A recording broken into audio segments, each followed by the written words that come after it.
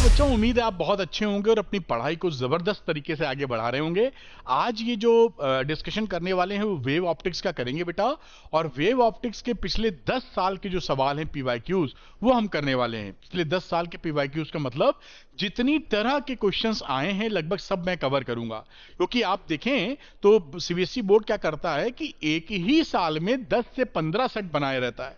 तो अगर आप बात करें 15 सेट एक साल के हैं तो 10 साल के 150 से ज्यादा सेट्स हो जाएंगे।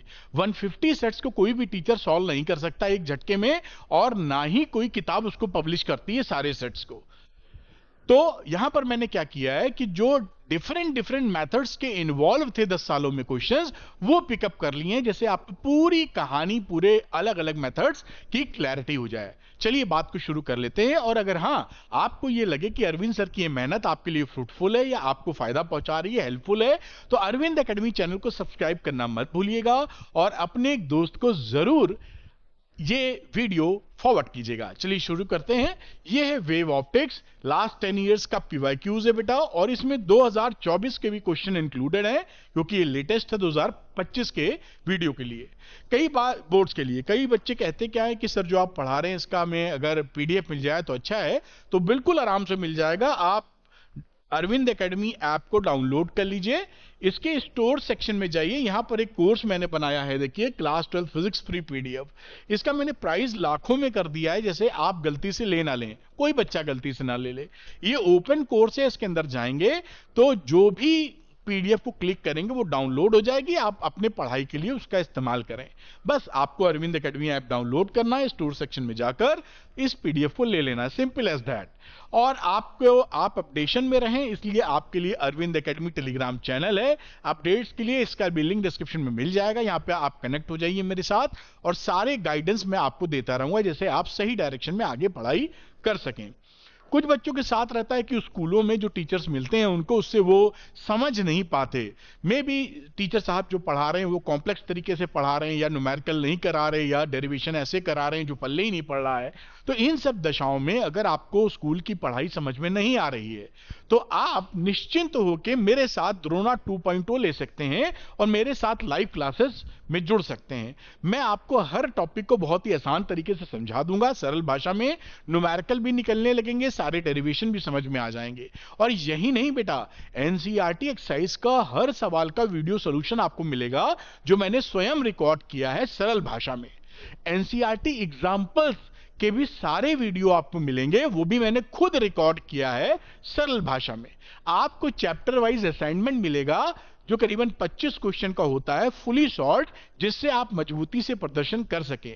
और अब तो अच्छी बात क्या है कि पीवाईक्यूज भी काफी सारे वीडियो सॉल्यूशन के फॉर्म में आपको मिलने वाले हैं। तो आप इस कोर्स को लेकर निश्चिंत हो सकते हैं कि आपके मार्क्स बहुत अच्छे आएंगे, बस साथ में थोड़ी सी पढ़ाई करनी होगी। तो जो बच्चे चाहते हैं कि द्रोणा 2.0 लें, और वो कैसे लेंगे, अरविंद एकेडमी ऐप को आप डाउनलोड कर लीजिए और इसके स्टोर सेक्शन में जाइए, वहां पे द्रोणा आपको दिखाई पड़ेगा और कोर्स लेकर मेरे साथ लाइव क्लासेस में चालू हो जाइए। चलिए शुरू करते हैं, जिस वजह से ये वीडियो बन रहा है करते हैं। तो बच्चों करते हैं 2024 का ये एक नंबर का सवाल एमसीक्यू है, आइए देखते हैं। और ये ऐसा एमसीक्यू काफी पूछा जाता है।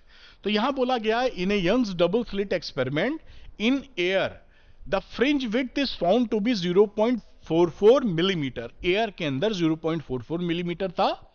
If the entire setup is immersed in water, पूरे सेटअप को पानी में डुबो दिया गया है, जिसका रिफ्रैक्टिव इंडेक्स 4/3 है, फ्रिंज विड्थ कितनी हो जाएगी? तो आप जानते हैं कि अगर आप किसी मीडियम में डुबो दे पूरे सेटअप को तो वहां वेवलेंथ बदल जाती है। तो λ2 मान लीजिए वेवलेंथ उसकी हो गई, विच इज λ1/μ2। ये आप रिलेशन जानते हैं, यानी जो इसका लैम्डा है वो कम हो जाएगा इस लाइट का। क्या हो जाएगा? लैम्डा एयर जो था यहां पर लिखा हुआ है, और रिफ्रैक्टिव इंडेक्स विच इज μ2। अब लैम्डा कम होने से फर्क क्या पड़ेगा? शुरू में जो इसकी फ्रिंज विड्थ थी वो थी d λ/d, और नई वाली जो फ्रिंज विड्थ हो जाएगी वो d λ' हो जाएगी। ये λ2 का मतलब λ' ही है, λ' एयर अपॉन म्यू।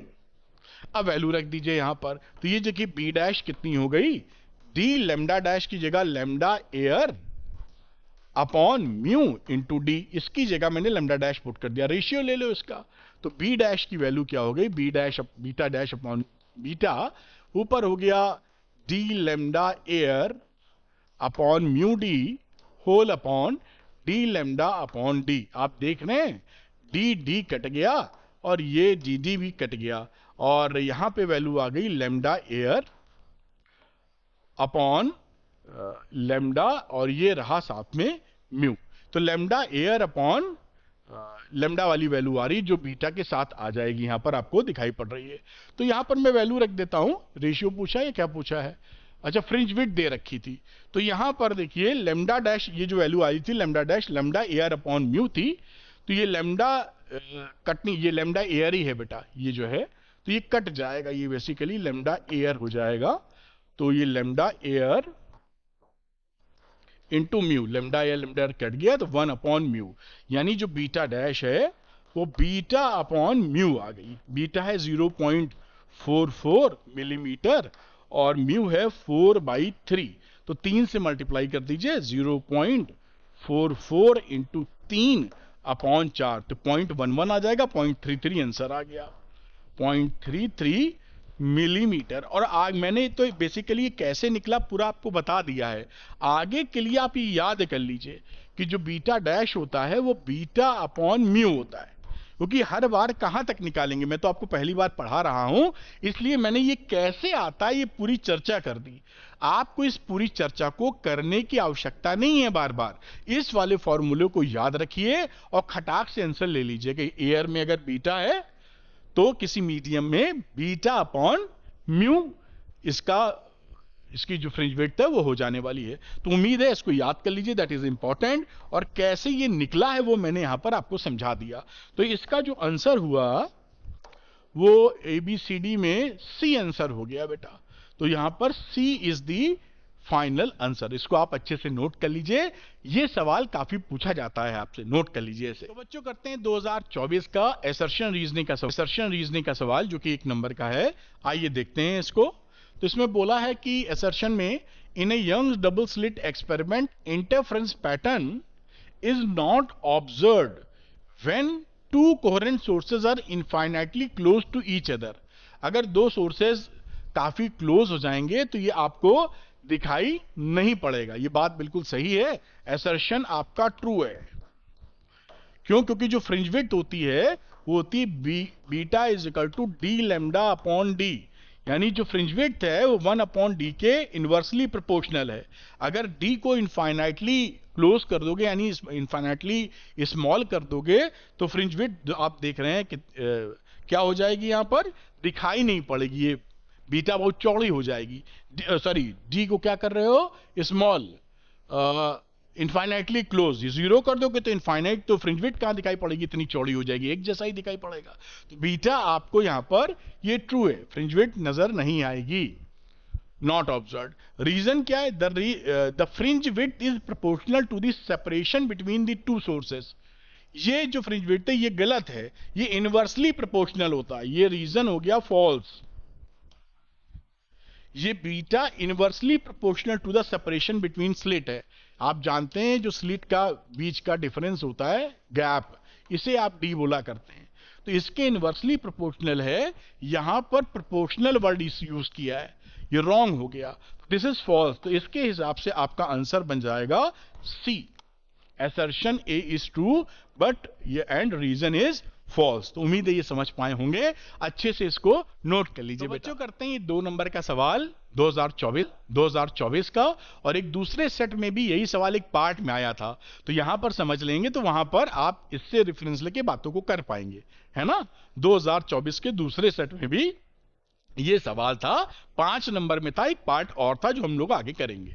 आगे देखिए, 2 waves each of amplitude A and frequency omega emanating from 2 coherent sources of light superpose at a point.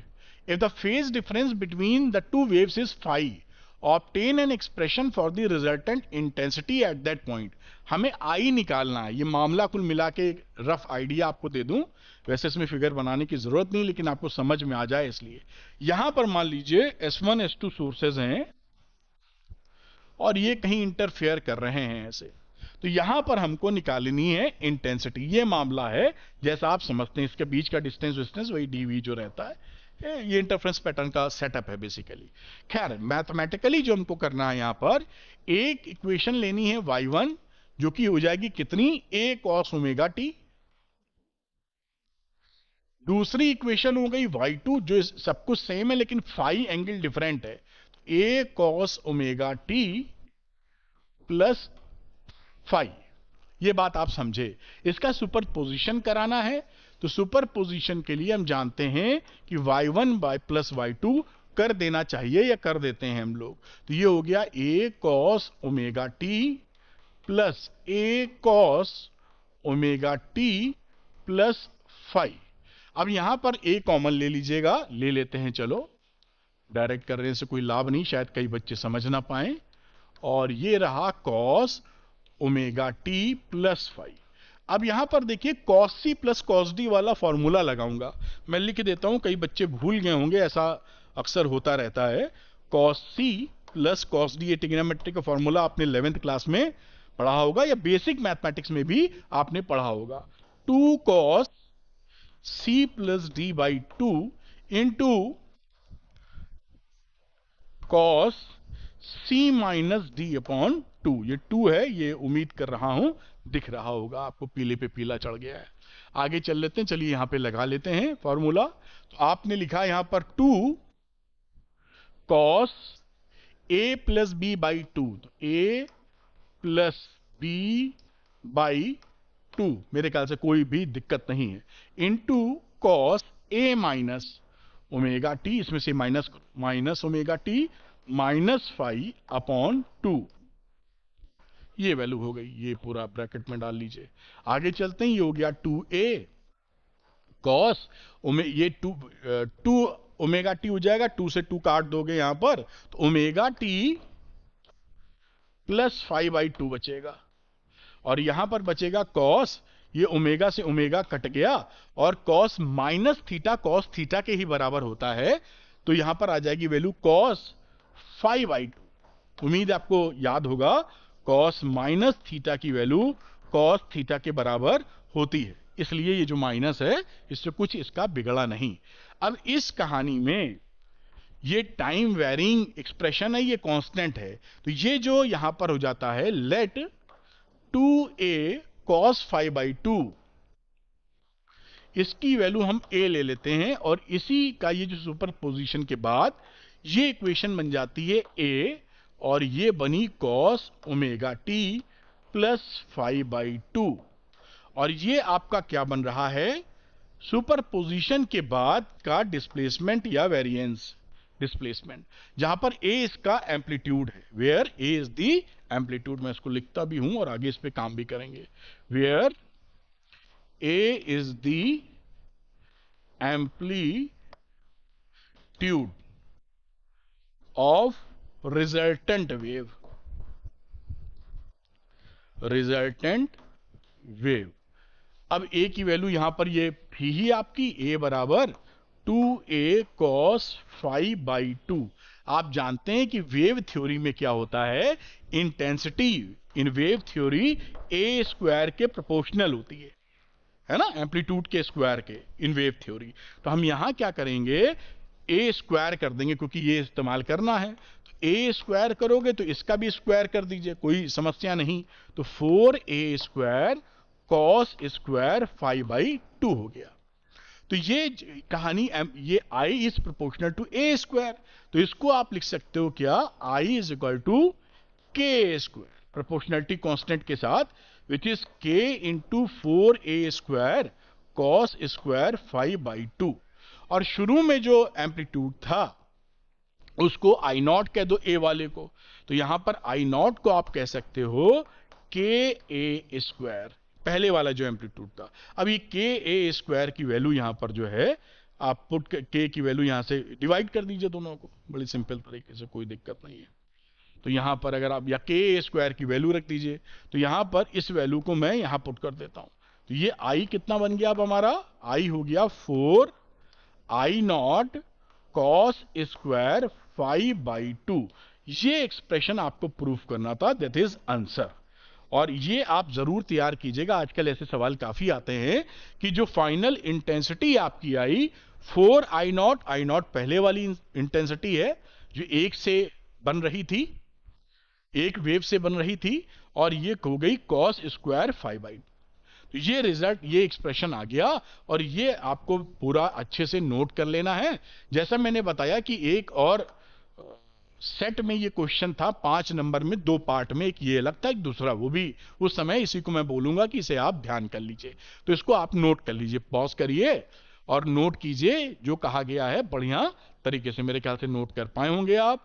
थोड़ा सा मैं ऊपर कर देता हूं जिससे पूरी बात आप तक पहुंच जाए। ध्यान पूर्वक इसको आप नोट कर लीजिए। ये मेरे ख्याल से शायद आप पहुंच गए हैं यहां तक, इसको आप अच्छे से नोट कर लें बेटा। तो बच्चों करते हैं अगला सवाल, और ये रहा 2024 का, 2024 का 2 नंबर का सवाल। ये एक बार और आ चुका है 2024 के दूसरे सेट में, इंपॉर्टेंट इसलिए पकड़ लिया है। डिफरेंसेस की बात कही है, इंटरफ्रेंस एंड डिफ्रैक्शन में क्या डिफरेंस होता है। तो जैसा आपको मैंने बताया भी था कि यहां पर इंटरफ्रेंस में 2 कोहेरेंट सोर्स से आपका सुपरपोजिशन होके इंटरफ्रेंस होता है, जबकि डिफ्रैक्शन में सिंगल सोर्स से डिफरेंट पार्ट से सुपरपोजिशन होता है। तो ये दोनों के कारण अलग हैं। ब्राइट और डार्क फ्रिंजेस की फ्रिंज विड्थ इक्वल होती है। इसमें जो सेंट्रल ब्राइट है उसकी फ्रिंज विड्थ दुगनी होती है, बाकी सबकी आधी उसकी। ये सभी की इंटेंसिटी सेम, ब्राइट जो फ्रिंज है सेंट्रल ब्राइट की, और इसमें सबकी जो इंटेंसिटी है वो तेजी से घटती जाती है। सेंटर ब्राइट बहुत तगड़ा ब्राइट रहता है, फिर तेजी से घटता है।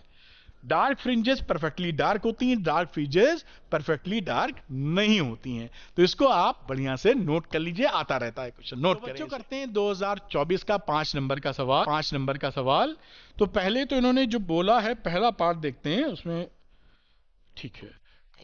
Discuss briefly diffraction of light from A single slit and draw the shape of the diffraction pattern. पहले ये पकड़ते हैं, फिर दूसरे वाले को मैं यहां सॉल्व करके दिखाऊंगा। तो एक तो डिफ्रैक्शन पैटर्न आपको बनाना है, दूसरा डिफ्रैक्शन कैसे होता है ब्रीफली इसको बता देना है। तो क्योंकि 5 नंबर का 2.5 नंबर के समझे जा सकते हैं दोनों, तो 2.5 नंबर के हिसाब से एक तो डायग्राम बना दीजिएगा। ये मैंने फोटो चिपका दी है दोनों की, जैसे आप तेजी से समझ सकें। तो इसमें देखिए डिफ्रैक्शन कैसे होता है कि यहां ये एक लेंस लगाते हैं, यहां भी एक लेंस लगा हुआ है, और यहां से जो ये सी सेंटर वाला पार्ट है, ए इस किनारे वाला पार्ट, और दूसरा स्लिट के किनारे वाला पार्ट बी।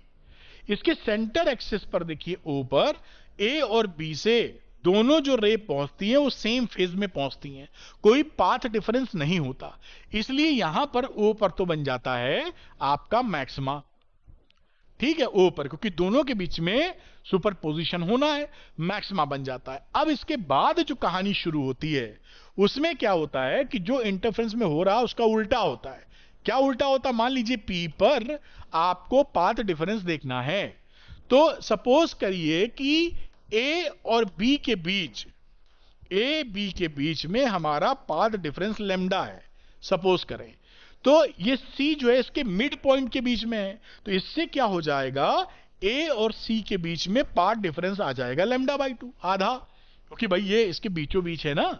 और सी बी पार्ट की बात करें, इनके बीच में भी पेज डिफरेंस λ/2, यानी ए और सी के बीच में λ/2 पार्ट डिफरेंस, और सी और बी के बीच में λ/2, अगर हमारा ए बी के बीच में λ पार्ट डिफरेंस है। तो ये जो फेज है, ये ए वाला इस सीबी के सी वाले से जब यहां पर सुपरपोजिशन करता है तो उसका पाथ डिफरेंस होता है λ/2, और पाथ डिफरेंस जब λ/2 होगा, λ/2, तो वहां क्या हो जाएगा, डिस्ट्रक्शन, कंस्ट्रक्टिव इंटरफ्रेंस ना हो, कंस्ट्रक्टिव सुपरपोजिशन ना होकर डिस्ट्रक्टिव सुपरपोजिशन हो जाएगा, यानी अंधेरा मिल जाएगा आपको।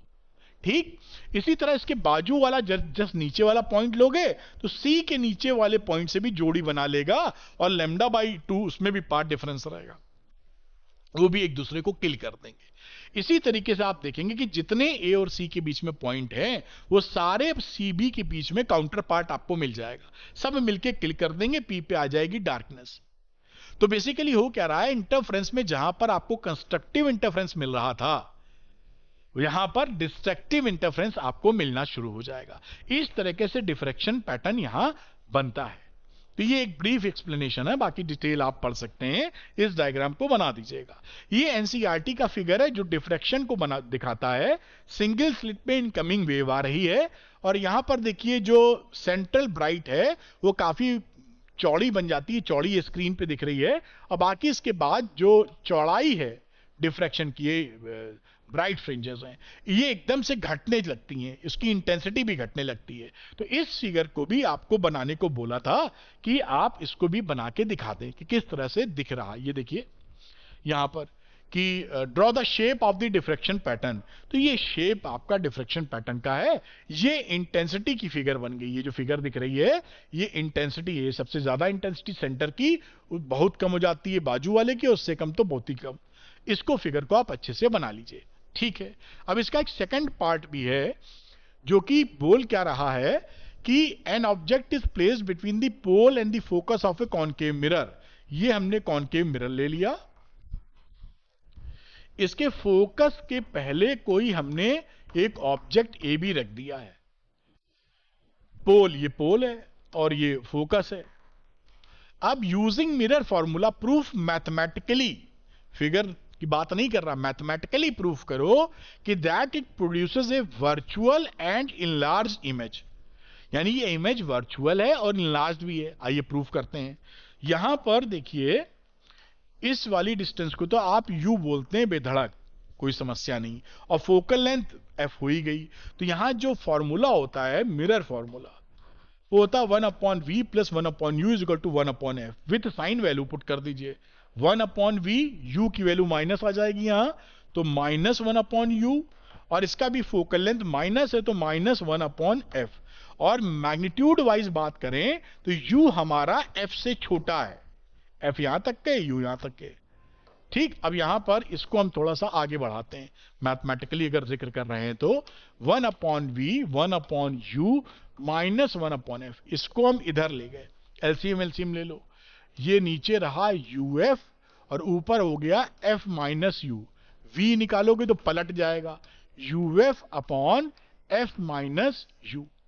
ये क्वांटिटी देखिए पॉजिटिव इन नेचर है क्योंकि यहां पर f बड़ा है u से, यहां कहा है, तो इसलिए क्वांटिटी ग्रेटर देन 0, या आप कह सकते हैं पॉजिटिव इन नेचर है क्योंकि f is greater than u। भाई ऊपर तो u मैग्नीट्यूड की बात करो तो u और साइन ले ही चुके, uf मिलके हो जाएगा पॉजिटिव, और नीचे भी पॉजिटिव, तो टोटल पॉजिटिव। v पॉजिटिव आने का मतलब क्या है कि ये बन रहा है पोल के दूसरी साइड, यानी ये बन रहा है virtual. This shows that this is virtual. v positive होने का मतलब है यानी behind the mirror, behind the mirror, तो ये बनेगा वर्चुअल क्योंकि रेस तो रियल रेस तो कट नहीं करेंगे। अब इनलार्जमेंट के लिए मामला देखना है तो इनलार्जमेंट के लिए मैग्निफिकेशन की बात की जाएगी। मिरर के लिए -v/u आप इस्तेमाल करते हैं, यही इस्तेमाल करते हैं। अब यहां पर लिख दीजिए माइनस v की जगह ये लिख दीजिए uf upon f minus u, और नीचे आ गया -u, विथ साइन पुट करते थे, माइनस माइनस प्लस हो गया और ये वैल्यू बची uf, ये u और नीचे f माइनस u, ये u से u कट गया, ये हो गया f upon f minus u। अब ये देखिए f है और नीचे उसकी छोटी क्वांटिटी है, f में से घटा है कुछ तो कमी तो होगा, तो ये वैल्यू कितनी हो गई, ग्रेटर देन 1। इसका मतलब क्या है कि इसकी इमेज क्या है, इनलार्ज। प्रूव हो गया, इमेज इज इनलार्ज लिख दो, इतना ही काफी था। लेकिन इमेज इज इनलार्ज क्योंकि m की वैल्यू 1 से बड़ी आ रही है, m की वैल्यू 1 से बड़ी होती तो इनलार्ज हो जाता है। ये मैथमेटिकली आपने प्रूफ कर दिया है ना, बढ़िया इस तरीके से करना है आपको, तो इसको आप नोट कर लीजिए। मैंने बहुत बढ़िया तरीके से इसको कराया है, उम्मीद है समझ पाए होंगे। इसको नोट करो, फिर इसके बाद वाला भी फिगर आपको दिखा देंगे। तो ये आप पॉज करके नोट किए होंगे, थोड़ा सा मैं ऊपर कर देता हूं, जैसे पूरी बात आप तक नोट कर लें, और पॉज किए होंगे, नोट किए होंगे, और अगली चीज भी इसकी जो फिगर थी उसको भी आप अच्छे से नोट कर लीजिए बेटा। लिखा है a plane wave front is incident on a concave mirror. ये देखिए कॉनकेव मिरर है और यहां पर कोई प्लेन वेव फ्रंट, ये प्लेन प्लेन वेव फ्रंट, ये इसके ऊपर फॉल कर रहा है। ठीक है, आगे क्या पूछता है, of concave mirror of radius of curvature R, इसका रेडियस ऑफ कर्वेचर कितना है बेटा, आर। आगे कह रहा है the radius of curvature of reflected होगा वेव फ्रंट, क्योंकि ये मिरर है तो रिफ्लेक्शन ही होगा, तो रिफ्लेक्टेड जो वेव फ्रंट है उसका आर कितना होगा। तो आप जानते हैं कि वेव फ्रंट के परपेंडिकुलर डायरेक्शन में रे चलती है, ये आपको और हमको नॉलेज बड़ी अच्छी तरीके से है। और ये जब यहां फॉल करेगी तो ये कहां जाके मिलेगी, इसके फोकल पॉइंट पर, है ना, इसके फोकल पॉइंट पर। और ये फोकल पॉइंट का डिस्टेंस का रिलेशन क्या होता है, F is equal to R/2, ये भी हम जानते हैं, दिस इज F। तो ये जो यहां कर स्फेरिकल वेव फ्रंट मिलती हैं, ये इस तरह से यहां आ जाती हैं स्फेरिकल वेव फ्रंट, ये देखिए ये रे यहां पे जा रही हैं ऐसे, और ये कन्वर्जिंग स्फेरिकल वेव फ्रंट होंगी, लेकिन इसका कर्वेचर कितना होगा, मिलनी तो यही है, तो ये सेंटर हो गया ना, तो इसका रेडियस ऑफ कर्वेचर हो गया R/2। भाई इसका सेंटर ऑफ कर्वेचर कितना रहा, R/2, ये जाके कहां मिल जाएंगी, यहीं पर मिल जाएंगी। बात पकड़ में आपको आई होगी। तो जो वेव फ्रंट हैं, इनका आर कितना रहा, R/2, क्योंकि सब कहां मिलनी, फोकस पर, और इस मिरर का तो साहब C होता है दूर, विच इज 2R के बराबर। तो क्योंकि ये F पर मिल रही है तो उसका कर्वेचर कितना होना चाहिए, R/2, तभी क्योंकि यहां जो वेव निकलेगी R/2 की निकलेगी, वो कन्वर्ज करके यहां पर मिल जाएगी। तो इसको भी आप नोट कर लीजिए। अच्छा, इसका ऑप्शन क्या रहा, ऑप्शन इज C, ये इसका ऑप्शन है। आगे की बातचीत करते हैं, इसको ध्यान रखिएगा, ये जो रे फोकस में मिलती है तो this distance is R/2 and this is the radius of spherical wave front जो रिफ्लेक्ट हो चुकी हैं। खैर चलिए आगे की बातचीत को बढ़ाते हैं, अगले क्वेश्चन की तरफ आते हैं। लिखा है in a Young's double slit experiment the screen is moved away from the plane of slits. ये अगर स्लिट है यहां पर, तो इससे जो स्क्रीन पहले रखी थी, अब इसको हमने स्क्रीन को पीछे खिसका दिया है।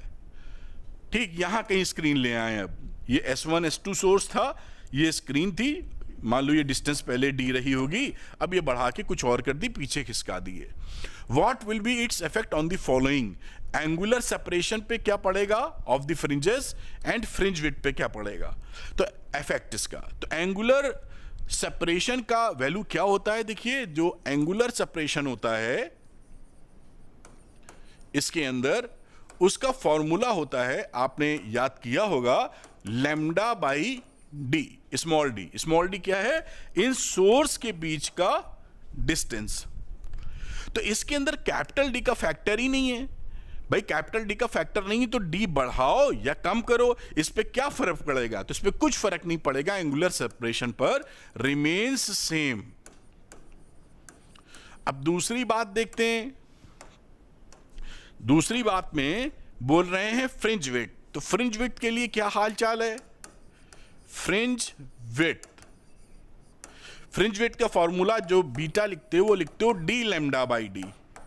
अब अगर यू आर इंक्रीजिंग डी, क्योंकि आप पीछे खिसका रहे हैं, इसका क्या मतलब है, यू आर इंक्रीजिंग बीटा, तो बीटा विल इंक्रीज।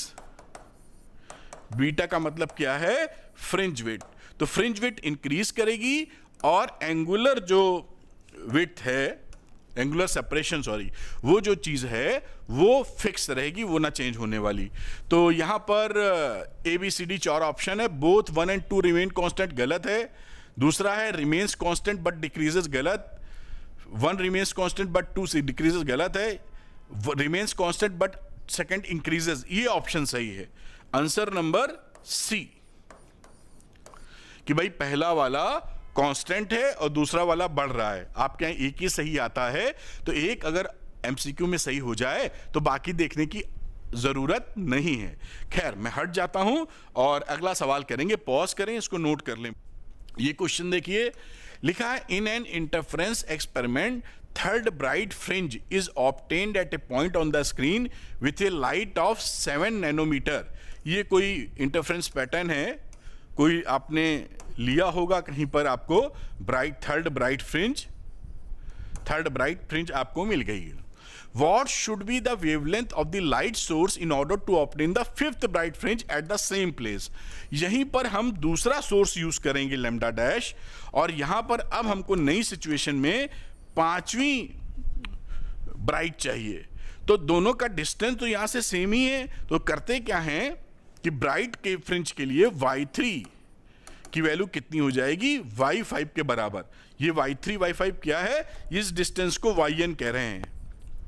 तो ये वैल्यू हो गई 3 बीटा 3 कह दीजिए इज इक्वल टू 5 बीटा 5। ये बीटा 1 बीटा 2 के लिए इसको 3 ही लिखिए, इसको लिख दीजिए बीटा 1 और इसको लिख दीजिए 5, इसको लिख दीजिए बीटा 2। तो 3 फ्रिंज विड्थ कितनी होती, D lambda by D.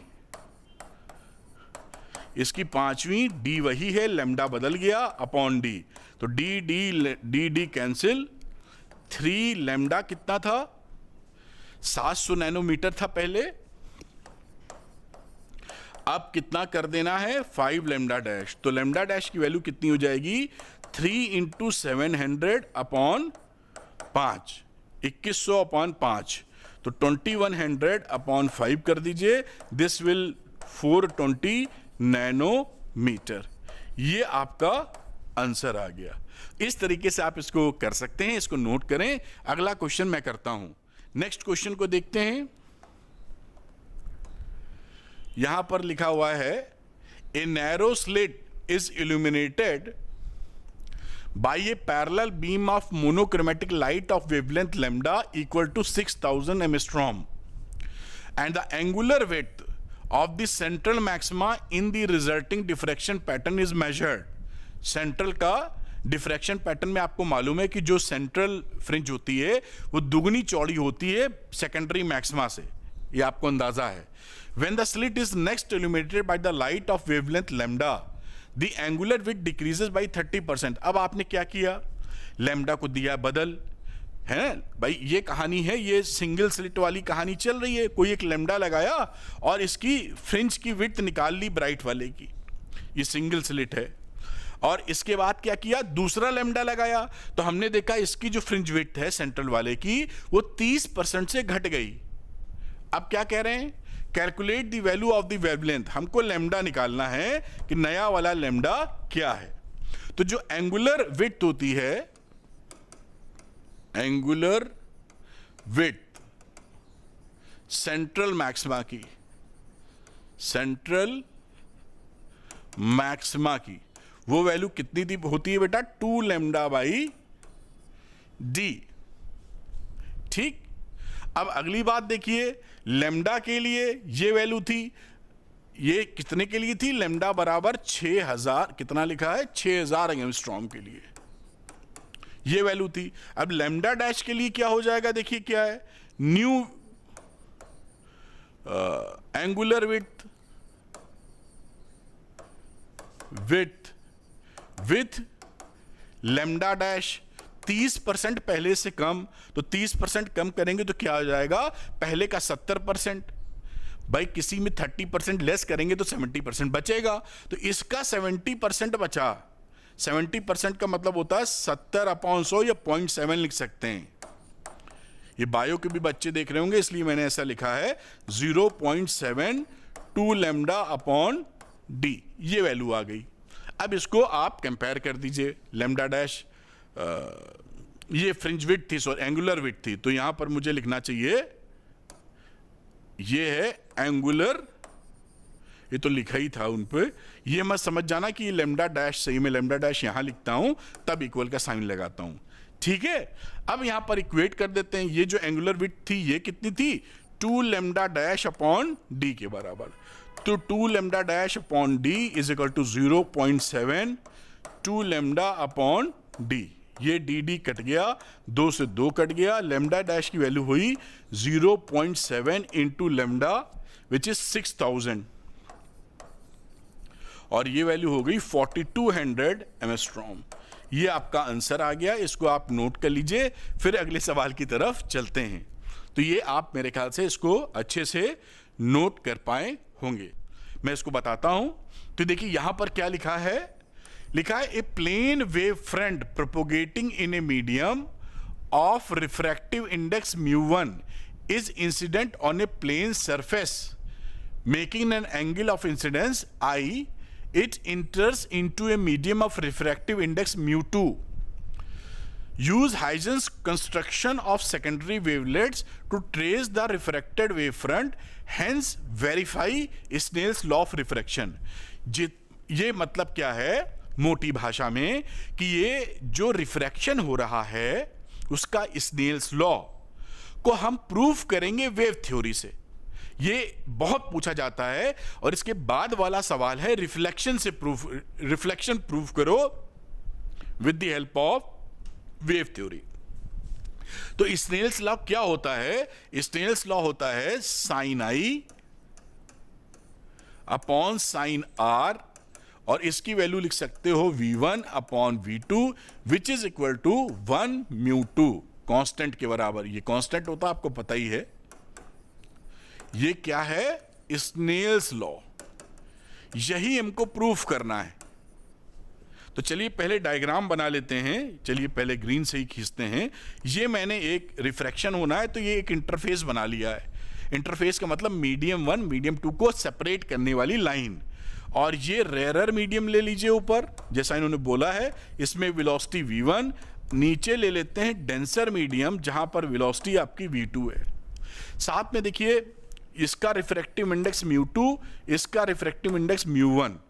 μ2 is greater, ये डेंसर है, ऊपर वाला रेयरर है। इस तरह पता चला।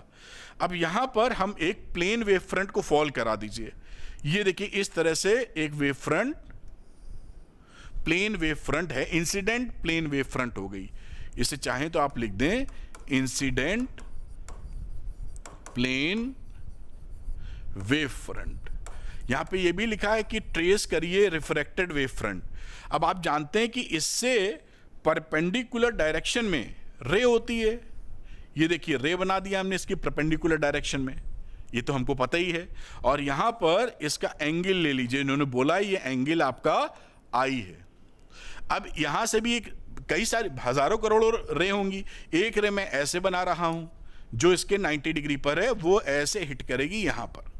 भाई सीधी जाएगी तो हिट कर दी है। मान लीजिए ये जो रे है यहां हिट की और तब ये रे यहां पर थी। इसको यहां तक पहुंचने में इसका ABCD नाम लिख देते हैं, कुछ A लिख देते हैं, इसको B लिख देते हैं, इसको C लिख देते हैं। आगे की चर्चा जो आएगी लिखेंगे। B को C तक पहुंचने में मान लीजिए टाइम लगा T। इसने टाइम लिया T और इस टाइम में इतना डिस्टेंस कितना ट्रेवल किया, इसमें स्पीड थी इसकी v1। तो speed equal to distance upon time, distance is equal to speed into time.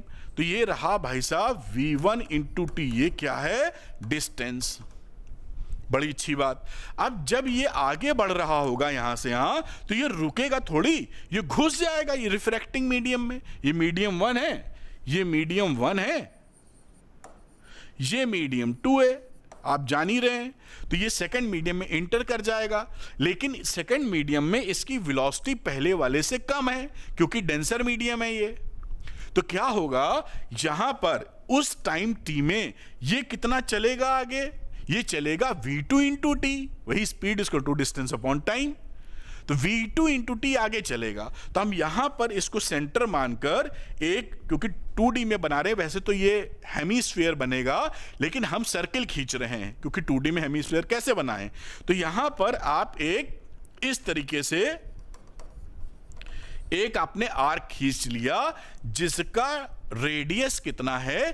v2 into T के बराबर। और इस पॉइंट को इसके टेंजेंशियली ऐसे मिला दिया। अब टेंजेंशियली मिलाओगे और इस लाइन को खींचोगे तो ऑब्वियस सी बात है ये 90 डिग्री बनेगी। भाई ये सेंटर है, ये नॉर्मल हो गई, वो टेंजेंट हो गई। और ये डिस्टेंस कितना आ चुका है? This is v2 into T. हमने भी बातचीत की थी बेटा। तो ये नया वेव फ्रंट मिल गया। ये नया वेव फ्रंट ये जो बन रहा है ना, अब यहां से ये रे तो इसके नॉर्मली जाएगी और यहां से इसके नॉर्मली आप वेव फ्रंट बना दीजिए। तो ये मोटा मोटा मैं सही बना रहा हूं तो ऐसे बना दीजिए, ये भी 90। तो ये आपका नया, ये क्या है? न्यू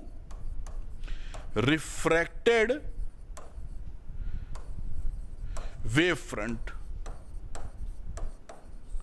ये नया वाला रिफ्रैक्टेड वेव फ्रंट है।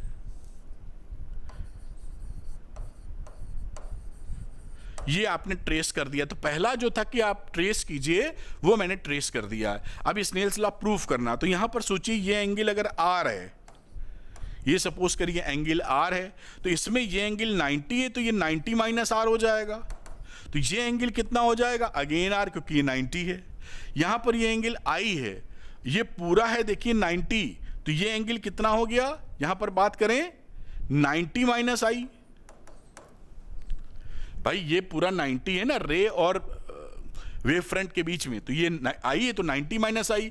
ये नॉर्मल है तो ये भी पूरा 90 है, तो 90 माइनस आई, तो ये एंगल कितना हो गया, आई। देख पा रहे हैं, उम्मीद है आप इस बात को पकड़ पाए होंगे। बढ़िया। अब ये दो ट्रायंगल ऊपर और नीचे वाले लेके हम प्रूविंग कर लेंगे। चलिए करते हैं प्रूविंग। तो in right angle triangle ABC, ABC के अंदर ये A है, B है, C है, इस ट्रायंगल में साइन आई ले रहे हैं हम लोग। तो यहां लिख दीजिए साइन आई। साइन आई का मतलब क्या होता है, परपेंडिकुलर अपॉन हाइपोटेन्यूज। तो perpendicular is V1 into T. ये देखिए ये आई है, ये परपेंडिकुलर हो गया, तो ये रहा V1 into T upon hypotenuse which is AC। बढ़िया, ये पहली इक्वेशन आ गई। अब आप करेंगे in second right angle, right angle triangle में ये वाला ट्रायंगल ले लीजिए A, इसको दे दीजिए D, ADC, इसमें ले लेते हैं साइन R। तो अगर आपने साइन R लिया तो दिस इज परपेंडिकुलर AD का मतलब है V2 into T upon hypotenuse which is again AC। Equation number 2। अब हम 1 इक्वेशन को 2 इक्वेशन से डिवाइड कर देंगे। तो हमने 1 को 2 से डिवाइड कर दिया और क्या मिला, sine I upon sine r is equal to V1t upon AC, V2t upon AC। यहां पर AC कट गया, TT कट गया, V1 अपॉन V2। और ये देखिए यही स्नेल्स लॉ था, आपका प्रूफ हो गया कांस्टेंट 1 μ2, दिस इज कांस्टेंट, क्योंकि V1 अपॉन V2 क्या होता है, refractive index of the medium. तो ये आपका हेंस प्रूव्ड। तो ये जो मैंने आपको लिखा है ना, स्नेल्स लॉ प्रूव्ड हो गया है। तो यहां पर ध्यान रखिएगा, रिफ्रैक्शन का केस और इसी का भाई रिफ्लेक्शन, ये थ्रू वेव ऑप्टिक्स से बहुत पूछा जाता है। आप समझ लीजिए हर साल आता है, इन दोनों में से कुछ ना कुछ हर साल मिलेगा आपको। तो ये आप नोट कर लीजिए इसी तरीके से, और सारी बात ऐसे कह दीजिएगा। मैंने बड़े प्यार से आपको समझा दिया है। अगला इसका रिफ्लेक्शन वाला पार्ट आएगा, उसको भी करेंगे। तो इसको आप मेरे ख्याल से नोट कर चुके हैं, आगे की बातचीत। अच्छा, इसको थोड़ा ऊपर कर देना चाहिए, जरा सा रह गया था, नोट कर लें आप। अगला सवाल देखिए, जैसा आपसे बोला था ये क्वेश्चन रिफ्लेक्शन का है। Using Huygens construction show how a plane wave is reflected from a surface, hence verify the law of reflection. यहां एंगल आई बराबर एंगल आर को प्रूफ करना है, वेरीफाई करना है, और साथ में रिफ्लेक्शन दिखाना है। तो चलिए रिफ्लेक्शन के लिए कोई हम रिफ्लेक्टिंग मीडियम ले रहे हैं। This is reflecting medium. एक शीशा ले लिया, मिरर, ये मिरर है जिसमें रिफ्लेक्शन कराएंगे। अब यहां पर प्लेन वेव हमने हिट कराई, वैसे जैसे भी कराई थी, ये प्लेन वेव हो गई। इसका नाम दे दीजिए कुछ, अभी हम दे देते हैं। और इस पे रे जो जा रही होगी, रे कैसे जाएगी, इसके 90 डिग्री पर ये रे हिट की, और इधर वाली ने ऐसे हिट किया यहां जाके। इस वाले पॉइंट को ए बोल दो, इस वाले पॉइंट को हम बी बोल देते हैं, ये रिफ्लेक्टिंग सरफेस को एक्स वाई बोल देते हैं। बढ़िया। अब देखिए ये ए से लेकर सी तक पहुंचने में मान लीजिए इसने टाइम लिया टी, कहीं लिख देना होगा, यहां लिख देते हैं, यहां नहीं, यहां कहीं लिखते हैं टी, और इसकी स्पीड इस मीडियम में मान लीजिए ये स्पेस है, तो सी इंटू टी डिस्टेंस हो गया। C into T is equal to A C, मतलब डिस्टेंस। इस टी टाइम में इस रे ने कितना, इस वेव ने या इस रे ने कितना डिस्टेंस ट्रेवल किया है। Distance is speed is equal to distance upon time, तो स्पीड इनटू टाइम। और क्योंकि एक ही मीडियम ले रहे हैं तो ये हमने वैक्यूम या एयर ले लिया है। बाकी आपका मन हो कोई और मीडियम लेने का तो V1 इंटू टी भी कर सकते हैं, उसमें भी दिक्कत नहीं, क्योंकि V2 यहां होगा ही नहीं, दो मीडियम है ही नहीं, कट जाएंगे वो। खैर, अब आप समझ पाए ये वेव फ्रंट से रे 90 डिग्री का एंगल बना रही थी। अब यहां पर हमने एक नॉर्मल खींच दिया ऐसे। ये एंगल अगर मैं आई ले लेता हूं, देखिए तो आपको समझाया था this is 90 minus I and this is I. अभी पीछे वाले में हम लोगों ने किया था कि ये है पूरा 90, तो ये 90 माइनस आई, और ये भी 90 है, तो 90 माइनस आई को 90 घटाओगे तो आई मिल जाएगा। ये कहानी यहां सेट हो चुकी है। अब ये रे यहां से रिफ्लेक्ट होगी, जब ये यहां थी तो ये यहां थी, ये इतना बढ़ गई तो ये रुकेगी थोड़ी, यहां से रिफ्लेक्ट होगी। अब हम क्या करते हैं, यहां से एक सर्किल खींचेंगे। वैसे ये हेमिस्फेयर होगा, है ना, लेकिन सर्किल खींच रहे हैं ट्रेस करने के लिए। उसका रेडियस कितना होगा, डिस्टेंस इसका कितना, डिस्टेंस टाइम तो टी लगा है, स्पीड कितनी है c, तो c into T is the distance. हम यहां पर उठाकर सेंटर मानकर ऐसे एक यहां पर ये एक कर्व, एक सर्किल का आर्क खींच दिया, और ये डिस्टेंस आपको मालूम है। यहां से हम क्या करेंगे, इस पे टेंजेंट ड्रॉ कर देंगे। कलर को यही कर देते, चलो ये टेंजेंट ड्रॉ कर दी। अब ये जो डिस्टेंस है ये कितनी है बेटा, this is again V2 c t, क्योंकि उसी टाइम में यह यहां से यहां पहुंचा है, और इसका नाम दे दीजिए D। बढ़िया, नई वाली वेव फ्रंट आपको मिल गई। अब उसका कलर बदल देते हैं, जैसे साफ दिखे, पता नहीं कौन सा कलर दिखेगा इस पे, लेकिन चलो ये है, ये तो सीधी ही चली जाएगी भाई साहब, क्योंकि ये 90 डिग्री पर है, और यहां पर इससे 90 डिग्री बना दीजिए। मोटे तौर पे अगर मैं सही बना पाऊं ऐसे डायग्राम, तो ये नई वाली वेव फ्रंट है CD। CD is the reflected wave front, reflected wave front, और ये इंसिडेंट थी, इंसिडेंट प्लेन वेव फ्रंट, जो इन्होंने बताया था क्वेश्चन में, आपको बोला था। देखिए बन गया, मैंने कंस्ट्रक्शन भी आपको सिखा दिया। अब चलिए आगे की चर्चा करते हैं, और यहां पर देखिए, यहां एक नॉर्मल ड्रॉ कर लेते हैं, क्योंकि एंगल आर भी लेना होगा, तब तो एंगल आई बराबर आर प्रूव कर पाएंगे। इस एंगल को पकड़ लो आर, कह दो ये आर है। ये अगर आर है तो ये 90 है, तो this is 90 minus r, then this is are. ये देखिए ये एंगल कितना हो जाएगा, इसकी बात करो तो दिस एंगल इज आर। ये आर है तो this angle will be 90 minus R, और ये अगेन 90 है तो 90 माइनस आर घटाओगे, दिस एंगल इज आर। अब हम इन दो ट्रायंगलों में, ये नीले वाले और ये सफेद और पीले वाले ट्रायंगल में खेलेंगे। तो यहां लिख देते हैं इन ट्रायंगल, ये कॉन्ग्रुएंट ट्रायंगल प्रूव हो जाएंगे अभी, in triangle ABC and triangle DCB। तो ABC कौन सा ट्रायंगल है, ABC। दूसरा ट्रायंगल क्या है, DCB। तो D कहां है, DCB। अब इसमें देखिए क्या क्या चीजें बराबर हैं वो लिख लेते हैं। तो angle BAC is equal to angle CDB। BAC angle कौन सा है, BAC 90 डिग्री है। फिर है CDC, वो भी 90 है। तो each angle is 90, each angle is 90 degree, इसलिए ये आपस में बराबर हो गए। ये BC दोनों में कॉमन है, BC is common, geometry use कर रहे हैं। और दूसरा हमें यह भी पता है by construction, AC is equal to BD, AC is equal to BD, जो कि आप लिख सकते हैं equal to C into t, जो आपको अभी बाय कंस्ट्रक्शन दिखाया था। अब ये RHS क्राइटेरिया लग गया, राइट एंगल ट्रायंगल था, हाइपोटेन्यूज बराबर और एक साइड बराबर। तो बाई RHS क्राइटेरिया, जो क्लास 11th क्लास 9-10 में पढ़ते थे आप, वही। और ये दोनों ट्रायंगल हो गए कॉन्ग्रुएंट, तो triangle ABC is congruent to triangle DCB। अब जब ट्रायंगल कॉन्ग्रुएंट होते हैं तो CPCTC से, यानी congruent parts of congruent triangles are equal या सेम। तो यहां पर ये जो एंगल हो जाएगा, एंगल ABC, ये इक्वल हो जाएगा एंगल DCB के। एंगल ABC क्या है, ये देखिए ABC एंगल I, और ये एंगल क्या है DCB एंगल R, और यही आपने लिख दिया हेंस प्रूव्ड।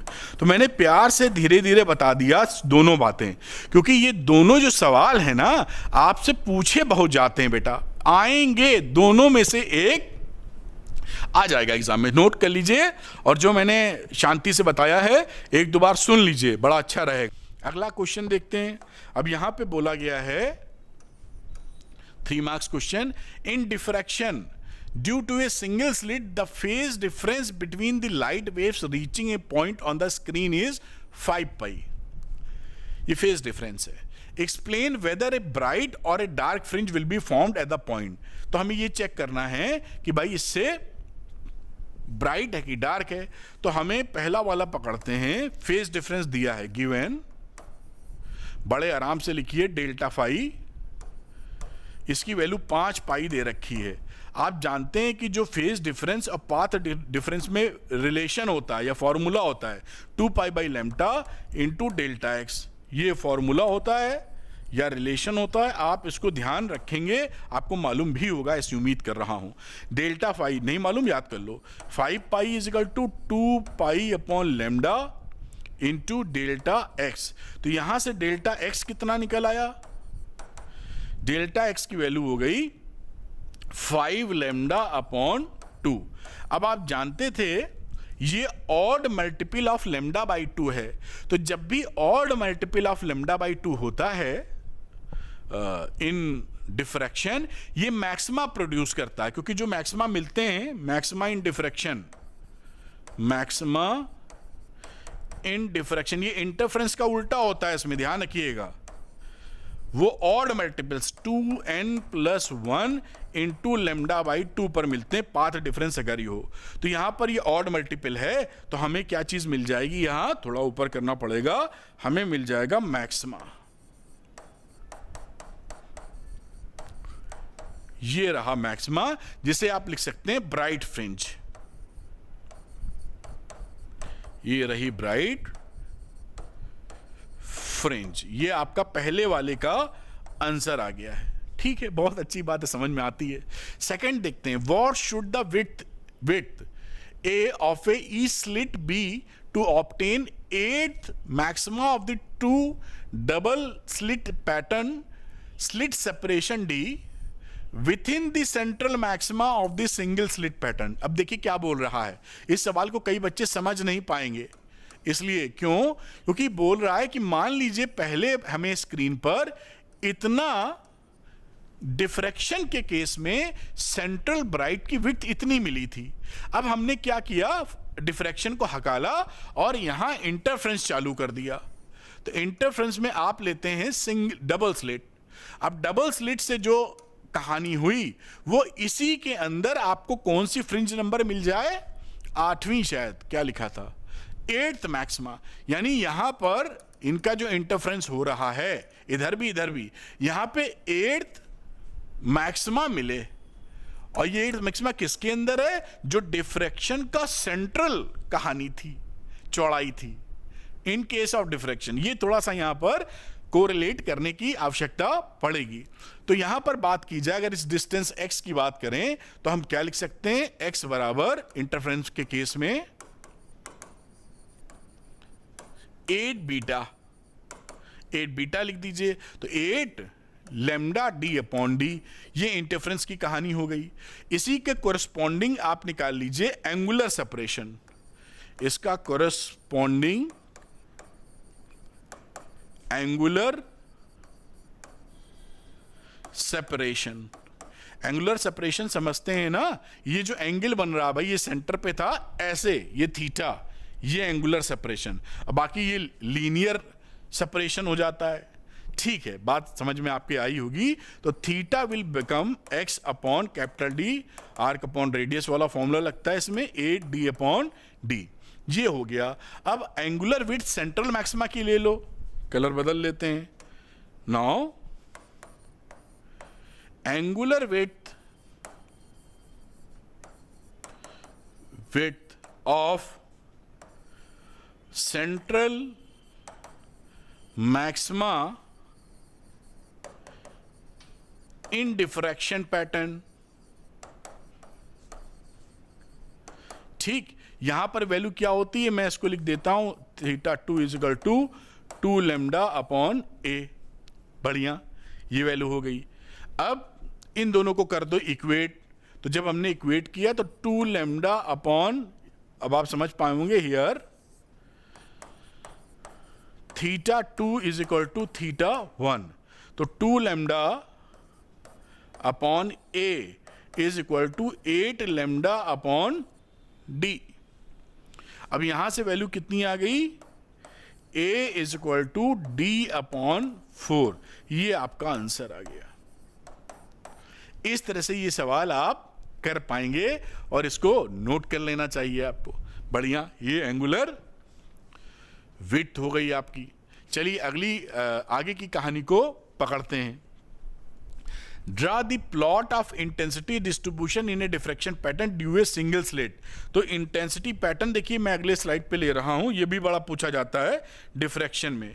डिफ्रैक्शन में इंटेंसिटी बड़ी तेजी से घटती है। ये बनाइए, सेंट्रल ब्राइट बन गई, ये इंटेंसिटी का मामला,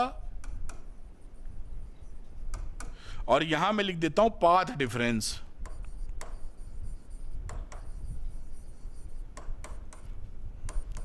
तो यहां में तो मिलेगा टॉप, मैं इसको,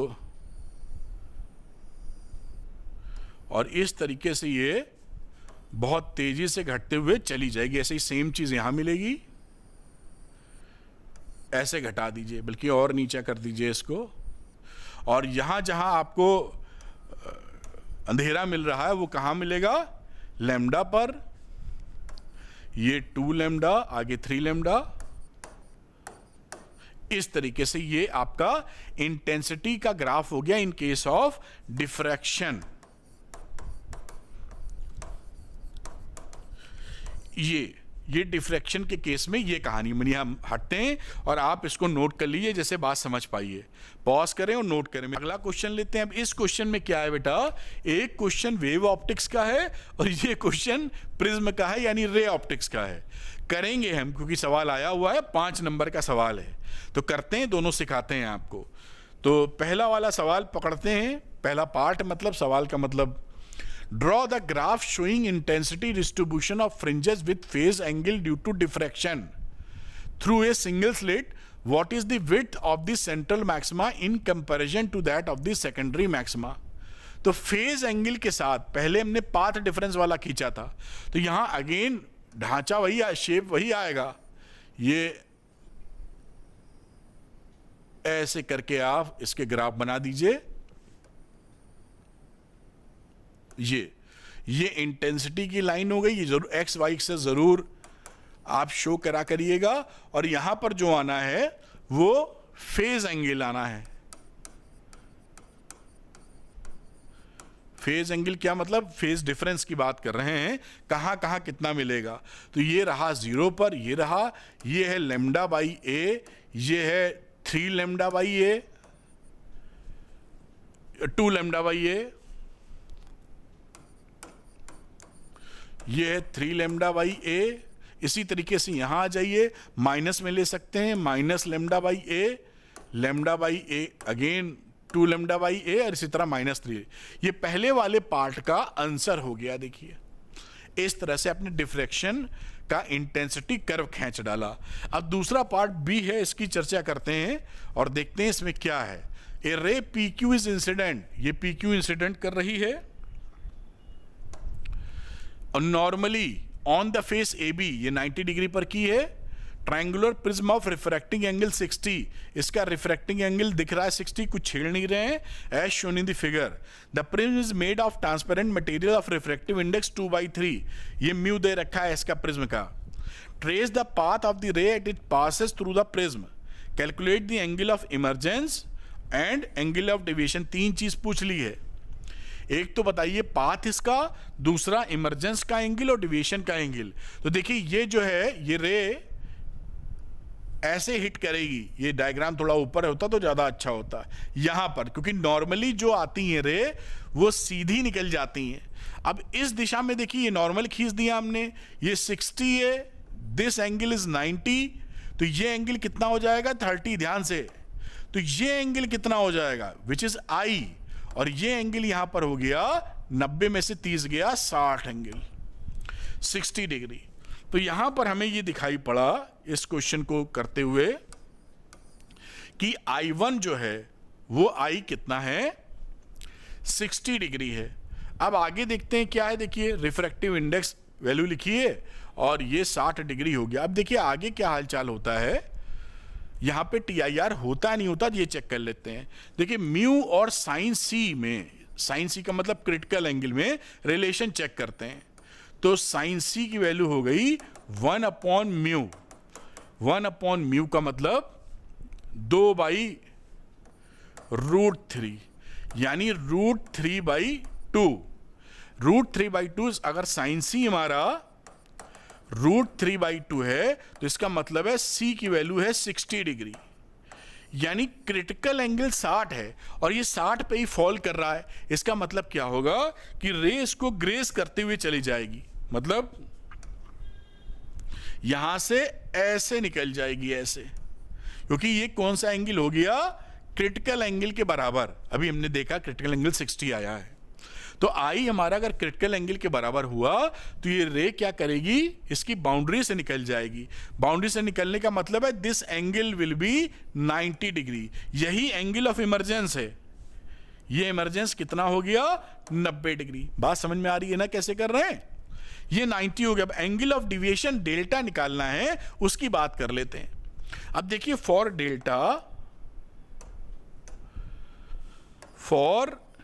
डेल्टा हमें एक रिलेशन पता है प्रिज्म के केस में कि angle I plus i dash is equal to A plus delta होता है। ये I क्या होता है इंसिडेंट वाला एंगल, और ये I डैश क्या होता है इमरजेंस वाला एंगल, डेल्टा है डिविएशन और A होता है एंगल ऑफ प्रिज्म। तो यहां एंगल ऑफ इंसिडेंस कितना है बेटा, क्योंकि ये नॉर्मली आ रही है तो 0 है, नॉर्मल से नॉर्मल का क्या एंगल होगा 0। एंगल ऑफ इमरजेंस है 90 डिग्री और एंगल ऑफ प्रिज्म है 60 डिग्री, तो डेल्टा क्या हुआ, तो डेल्टा विल बी 30 डिग्री। ये देखिए आंसर आ गया। तो 3 चीजों का आंसर दिया गया है यहां, एक तो ये पाथ ट्रेस किया है, दिस इज द आंसर। दूसरा emergence, this is the second answer, and this is the third answer. इस तरह से ये पूरा आप कंप्लीट कर सकते हैं। ध्यान रखिएगा बेटा कि एग्जामिनेशन में ये सवाल प्रिज्म वाले छाए रहते हैं, हर साल आते हैं, तो आपको आना चाहिए। मैं हटता हूं, इसको नोट कर लीजिए शांति से, जिससे क्लैरिटी मिल जाए। मैं धीरे धीरे एक एक चीज आपको समझा के आगे बढ़। अब यहां पर ये देखिए इंटरेस्टिंग क्वेश्चन है, पूछा गया है define the term wave front. ये वेरी इंपॉर्टेंट, ये आपको बहुत बार पूछा जाता है कि वेव फ्रंट क्या होता है और स्टेट हिजेंस प्रिंसिपल। तो वेव फ्रंट क्या होता है आप जानते ही हैं, continuous locus of all the particles of the medium। ये आपको याद होगा, मैंने लिख दिया, चलिए, of the medium oscillating in same phase at any given time। ये आप इसको जरूर तैयार कर लीजिएगा, बहुत पूछा जाता है। और रही बात हाइजेंस प्रिंसिपल की, तो मैं लिख नहीं रहा हूं, बता रहा हूं आपको कि हाइजेंस प्रिंसिपल का जो आपने पढ़ा है वही यहां लिखना है। मतलब कि जो वेव फ्रंट होती है उसके हर point secondary disturbance, fresh source बन जाते हैं सेकेंडरी डिस्टरबेंस के लिए, और उस तरीके से वो आगे डिस्टरबेंस क्रिएट करते हैं और चारों दिशाओं में वो डिस्टरबेंस आगे प्रोपोगेट होता है। और अगला स्टेप हमको उठाना हो कि भाई नेक्स्ट वेव फ्रंट कहां मिलेगी, तो फॉरवर्ड डायरेक्शन में, फॉरवर्ड मूविंग डायरेक्शन में एक कॉमन टेंजेंट खींच देते हैं जो हमें नेक्स्ट वेव फ्रंट मिलती है। हैजेंस प्रिंसिपल असली बात बताता क्या था, उसने यही बताया था कि वेव फ्रंट एक मीडियम में चलती कैसे हैं, ये मेन उसकी कहानी थी कि वेव फ्रंट प्रोपोगेट कैसी होती हैं, ये हैजेंस प्रिंसिपल था। तो आप पढ़े होंगे, इसको बढ़िया तरीके से बता दीजिएगा। अगली बात है consider a plane wave front incident on a thin convex lens. अब थिन कॉन्वेक्स लेंस पर एक प्लेन वेव फ्रंट आपकी पड़ती है, ये वेव फ्रंट मान लीजिए ये है, तो इसकी रे पड़ेंगी इसके परपेंडिकुलर। आप और हम जानते हैं ये wave front plane wave front, और ये रेज हो गई। आगे कह रहा है proper diagram to show how the incident wave front traverses through the lens and after refraction focuses on the focal point of the lens given the shape of the emergent wave front. मान लीजिए रे आती हैं, यहां focus होती हैं, focus पे हो जाएंगी, फोकस फोकल पॉइंट हो गया। तो ये इसका जो वेव फ्रंट आता है अब नया, ये इस तरह का शेप लेके आता है और ये देखिए यहां पर आएगा, कन्वर्ज हो जाएगा फोकस पर। और ये किस तरह का शेप है, स्फेरिकल इन नेचर। तो refracted spherical wave front, spherical wave front. तो ये आपको यहां मालूम होना चाहिए, जो मैंने आपको बता भी दिया है।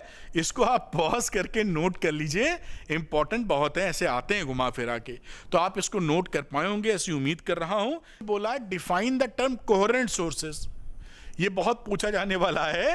और YDSC experiment, Young's double slit experiment, वो तभी हम कर ही पाते हैं, फ्रिंज तभी देख ही पाते हैं जब दोनों कोहेरेंट सोर्सेस हो। तो कोहेरेंट सोर्सेस किसे कहते हैं ये पूछ रहे हैं। Which are required to produce interference pattern in young double slit experiment. Coherent, मैं पूरी सेंटेंस नहीं लिख रहा हूं, कोहेरेंट सोर्सेस में दो बातें होनी चाहिए, सेम फ्रीक्वेंसी एमिट करे या वेवलेंथ। दो सोर्सेज हैं तो दोनों की फ्रीक्वेंसी सेम एमिट करे, पर पॉइंट नंबर 1। दूसरा, इसका जो फेज डिफरेंस है वो या तो जीरो हो, आइदर जीरो और कांस्टेंट फेज डिफरेंस। मतलब जो फेज डिफरेंस है, मान लो 30 डिग्री है तो 30 डिग्री बना रहे, वो बदले नहीं। समझ गए?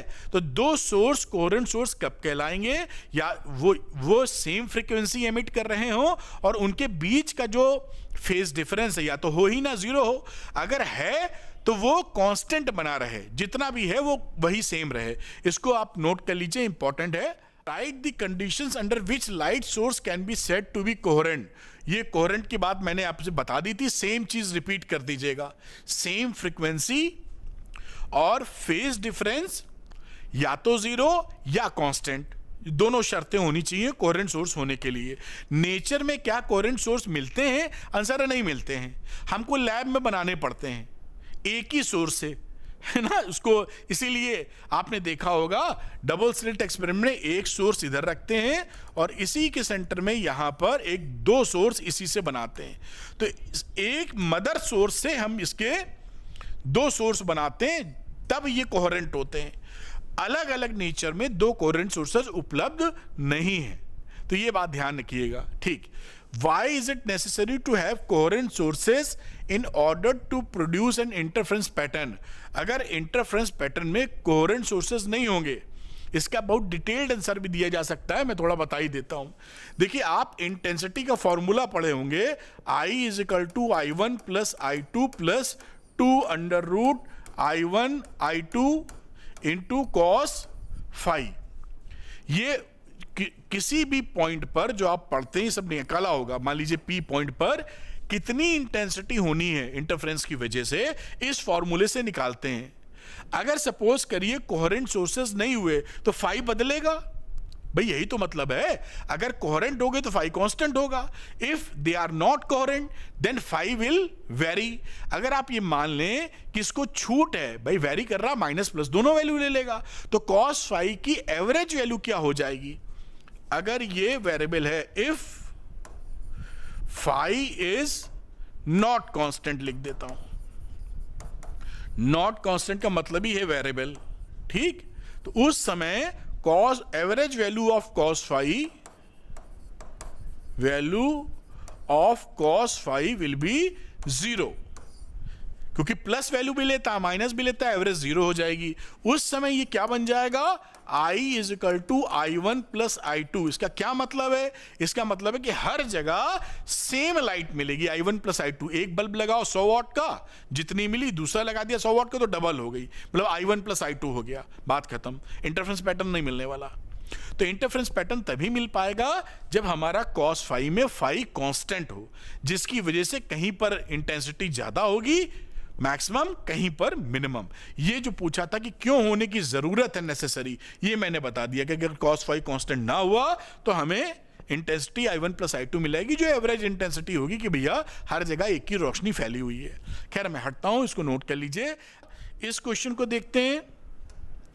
In Young's double slit experiment, the path difference between two interfering waves at a point on the screen is 5 lambda by 2। ये path difference बता रहे हैं। Being wavelength of the light used, the dash dark fringe will be lie at this point। मतलब dark fringe कौन सी बनेगी? तो dark fringe के लिए हमने देखा था इंटरफेरेंस के अंदर लैम्डा बाई 2 का ऑड मल्टीपल। यहां पे हमें डार्क फ्रिंज मिलती थी, n की वैल्यू शुरू करते थे 1 2 से, ठीक? अब ये इसको कंपेयर करो तो ये कौन सा नंबर आ रहा है? अगर n1 पुट करोगे तो नहीं आएगा, 2 पुट करोगे तो आएगा क्या? तब भी नहीं आएगा, 2 पे 3 आ जाता है। 3 पुट करोगे for n is equal to 3, we will get x is equal to 5 lambda by 2। 3 put करोगे 6 माइनस 1 5 लैम्डा बाई 2। तो यहां पर थर्ड, ये आंसर क्या हो गया? Third dark fringe interference pattern में। इस तरह से सवाल किया जा सकता है, ऐसे पकड़ के इसको करिए। मैं अगला सवाल लेता हूं, ये नोट कर, पॉज करके नोट कर चुके होंगे। लिखा है write the conditions on path difference under which constructive destructive interference occur in Young's double slit experiment. ये पाथ डिफरेंस में होता है even multiple of lambda by 2। मैंने इस तरह याद कर रखा है 2n इंटू लैम्डा बाई 2, या इसे आप n लैम्डा कह सकते हैं। n की वैल्यू क्या होगी? 0 1 2 एंड सो ऑन। और ये क्या है? ब्राइट के लिए, कंस्ट्रक्टिव के लिए वर्ड यूज किया इन्होंने, कंस्ट्रक्टिव। कंस्ट्रक्टिव के लिए ये पाथ डिफरेंस है, पाथ डिफरेंस। और डिस्ट्रक्टिव के लिए हमारा डेल्टा एक्स हो जाता odd multiple 2n minus 1 lambda by 2। n की वैल्यू शुरू हो जाएगी कहां से? 1 से। यहां ये वेयर बात खत्म। यही पूछी थी, ये आपको मालूम ही होगा, नहीं मालूम तो याद कर लीजिएगा। मैं ये मैंने आपको जो पढ़ाया था उस तिकड़म से ऐसे, लैम्डा बाई 2 का even multiple bright fringes, odd multiple lambda by 2 का डार्क फ्रिंजेस, बात खत्म। अगर n लैम्डा याद करेंगे तो एक जैसी समानता नहीं होती, याद करने में थोड़ा पैटर्न बनाने के लिए मैंने ऐसे कर रखा है। खैर आप इसको नोट कर लीजिए, कोई समस्या नहीं, जैसे भी आप याद कर पाए या समझ पाए हो। लिखा है यहां पर if one of two identical slits producing interference in young experiment is covered with a glass. अब यहां पर क्या हुआ, ये जो एक्सपेरिमेंट हम कर रहे थे S1 S2 से, एक के सामने कुछ ग्लास से कवर कर दिया है, तो इसकी जो इंटेंसिटी है वो 50% से रिड्यूस कर गई। अगर इसकी I1 थी, इसकी I2 थी, तो I2 is equal to 50% of I1। पहले सेम जा रही थी, अब 50% का मतलब होता है 0.5 I1। तो आप I1 को क्या लिख सकते हैं? 0.5 को 1/2 मैं लिख ही दूं, क्योंकि बायो वाले बच्चे होंगे तो कंफ्यूज ना कर जाएं। तो 0.5 को 1/2 लिख सकते हैं, तो I1 की वैल्यू 2I2 आ गई। बढ़िया। अगर ये ना होता तो दोनों से ये मान लेते हैं कि सेम इंटेंसिटी है, 2 आइडेंटिकल स्लिट्स लिख रहे हैं, सेम निकलती, अब नहीं निकल रही। Find the ratio of the maximum and minimum intensity fringe width in the interference pattern.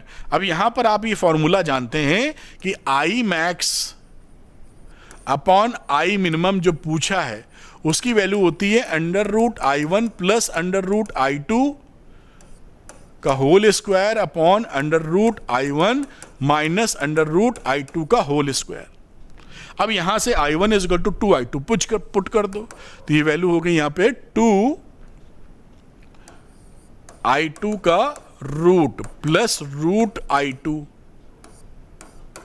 यहां भी इसी तरीके से 2I2 माइनस I2 का अंडर रूट। अब ये देखिए √2 बाहर कर दो, I2 कैंसिल हो जाएगा, तो ऊपर आएगा √2 + 1 का स्क्वायर अपॉन √2 - 1 का होल स्क्वायर। यहां से √2 अलग कर लो तो सब √2 मिल अंडर रूट I2 मिल रहा है, ऊपर नीचे कैंसिल हो जाएगा, तो ये √2 + 1 अपॉन √2 - 1, इसको जब सॉल्व करोगे तो यू विल गेट अप्रोक्सीमेटली 34। ये कहानी हो गई इसकी। आगे देखते हैं, what kind of fringes do you expect to observe if white light is used instead of monochromatic light.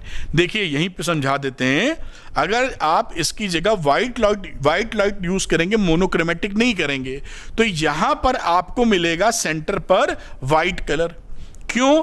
क्योंकि दोनों से जो S1 S2 निकल रहा है उसमें कोई पाथ डिफरेंस नहीं है। जब पाथ डिफरेंस नहीं होगा तो सातों कलर का मैक्सिमा होगा, और सातों कलर जब मिल जाते हैं मैक्सिमम इंटेंसिटी के साथ तो वो कौन सा कलर प्रोड्यूस करते हैं? व्हाइट। अब इसके बाजू क्या होगा? सबसे पहले वाला, भाई कंस्ट्रक्टिव इंटरफेरेंस के बाद अगला नंबर आता है डिस्ट्रक्टिव इंटरफेरेंस का, तो इसके बाजू में किसका डिस्ट्रक्शन पहले होगा? क्योंकि डिस्ट्रक्शन किसका होता है? λ/2 का, वेवलेंथ का। बताते हैं ना डिस्ट्रक्शन के लिए क्या होता है, ऑड मल्टीपल ऑफ λ/2, तो 1 × λ/2 पहला किस्सा बनेगा। और लैम्डा किसका कम होता है? वायलेट कलर का। रेड का लैम्डा ज्यादा है, वायलेट का कम है, तो वायलेट कलर पहले शुरुआत में ही डिस्ट्रक्टिव इंटरफेरेंस में चली जाएगी। अगर वायलेट कलर डिस्ट्रक्टिव इंटरफेरेंस में गया तो प्रोमिनेंस या डोमिनेंस रेड कलर का बढ़ जाएगा, तो आपको इसके आजू बाजू यहां पर रेड कलर नजर आएगा, थोड़ा इतना गाढ़ा तो नहीं, रेड, और उसके थोड़ी दूर बाद आपको वायलेट कलर नजर आएगा, उसका डोमिनेंस बढ़ जाएगा, और उसके बाद पूरी व्हाइट लाइट बिखर जाएगी, मतलब पूरी सब मिल जाएंगे आपस में, व्हाइट ही दिखेगी आपको। तो ये कहानी होगी, समझ पाए होंगे। मैं इसको लिख नहीं रहा हूं, मैंने ओरली समझा दिया है। क्या आपको बोला है? सेंटर पर मिलेगा ब्राइट फ्रिंज, क्योंकि सबका हो गया कंस्ट्रक्टिव इंटरफेरेंस सारे कलर का। सारे कलर कौन से? व्हाइट लाइट पे जो होते हैं विब्ग्योर मोटे तौर पर, तो वो ब्राइट स्पॉट दे देंगे। लेकिन अगला नंबर किसका? अगला नंबर ब्राइट का नहीं, डिस्ट्रक्शन का है। और डिस्ट्रक्शन किसका होएगा? डिस्ट्रक्टिव इंटरफेरेंस के लिए हमने पकड़ रखा है ऑड मल्टीपल ऑफ λ/2। तो λ/2 में जिसका लैम्डा छोटा पहले डिस्ट्रक्टिव उसका होगा। लैम्डा छोटा वायलेट कलर का, इसलिए वायलेट निपट गया। जब विब्ग्योर से वायलेट खत्म होता जाएगा तो रंग रेड की तरफ शिफ्ट करता जाएगा, इसलिए रेड मिल गया। जब दूर जाओगे तो रेड वाले का डिस्ट्रक्शन होगा, लैम्डा बड़ा है, वहां पर वायलेट का डोमिनेंस बढ़ जाएगा। बस बहुत सरल है, लेकिन आपके दिमाग में ये बात घुसनी चाहिए। तो ये आप नोट कर पाए होंगे। अगले अब इस क्वेश्चन में देखते हैं क्या है। The ratio of the intensity at minima to the maxima in the Young's double slit experiment is 9:5। ये देखिए मिनिमा की पहले लिखी है, तो आप इसको पलट के लिखना होगा, I max upon I minimum is equal to 25/9। ये मिनिमा पहले लिखी है, मैक्सिमा बाद में उल्टा करके लिख दिया आपने। Find the ratio of the width of the 2 slits. देखिए रेशियो विड्थ का मतलब है I1 I2 का मतलब होता है ω1 अपॉन ω2। हमें ω1 अपॉन ω2 निकालना है, यानी I1 I2 का रेशियो निकालना है। तो यहाँ I max, ये इंटेंसिटी किसके बराबर होती है? √I1 plus √I2 upon √I1 minus √I2 का होल स्क्वायर के। I max upon I minimum. ऐसे सवाल बड़े पूछे जाते हैं। ये है 25/9, रूट ले लीजिए तो under root I1 plus under root I2 upon under root I1 minus under root I2 की वैल्यू हो गई 5/3। क्रॉस मल्टीप्लाई कर दीजिए तो कंपोनेंडो डिविडेंडो भी लगा सकते हैं, लेकिन आप भूल जाते हैं ना, इसलिए नहीं लगा रहे, झट से हो जाएगा। 10th क्लास में पढ़ा था आपने, जब रेशियो ऐसे दिए हो तो ऐसे a plus b a minus b तो कंपोनेंडो डिविडेंडो लगा देते हैं, लेकिन हम भूल ही गए होंगे किससे कंपोनेंडो डिविडेंडो बोलते हैं, तो मैं नहीं लगा रहा हूँ, क्रॉस मल्टीप्लाई कर रहा हूँ। 3√1 प्लस 3√2 इज इक्वल टू 5 से मल्टीप्लाई करो 5√1 माइनस 5√I2। इसको सॉल्व कीजिए, 5 को इधर ले जाएंगे और 3 को इधर, तो ये 8 आ जाएगा। I2 is equal to 2√I1।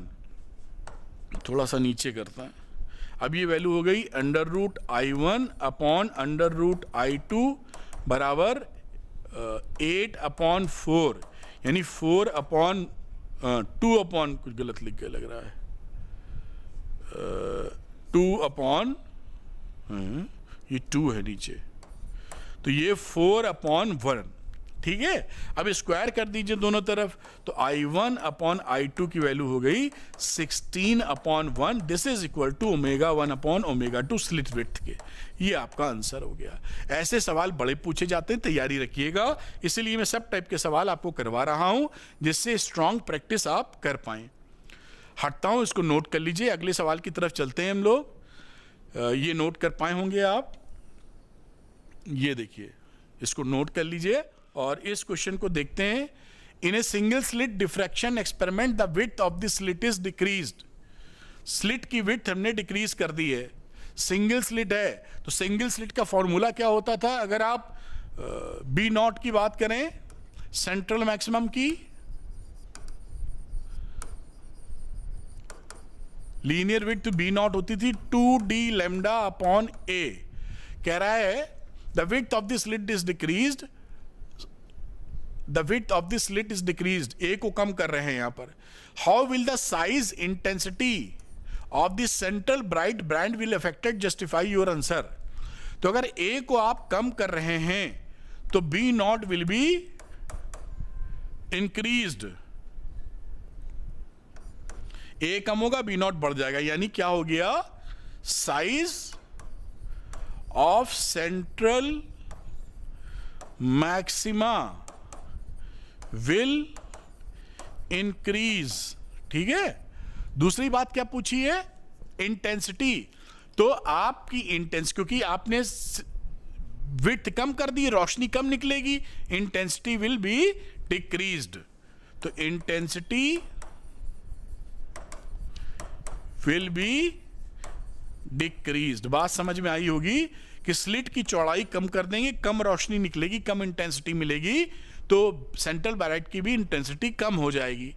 Note कर लीजिए, अगली बात करते हैं। Draw the intensity pattern for single slit diffraction and double slit interference. तो सिंगल स्लिट और डबल स्लिट, ये क्वेश्चन वेरी इंपॉर्टेंट है, बहुत पूछा जाता है। सिंगल स्लिट के लिए डिफ्रैक्शन पैटर्न के लिए इंटेंसिटी आती कुछ इस तरह की, बना चुके हैं, इसी वीडियो में टॉप पर है, ये ठीक से बन नहीं पाया है।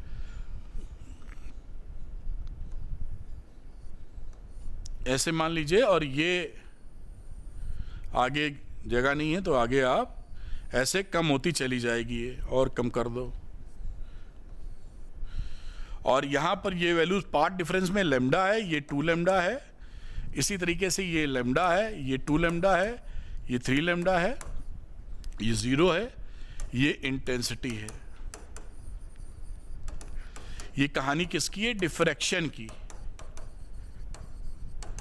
ये क्या है? Path difference. ये इसके बाद बनाइए अगला इंटरफ्रेंस का। तो इंटरफ्रेंस का मैं येलो कलर से बना देता हूं। इंटरफ्रेंस में इंटेंसिटी सेम बनी रहती है, तो अगर मैं इसको इतनी हाइट देता हूं,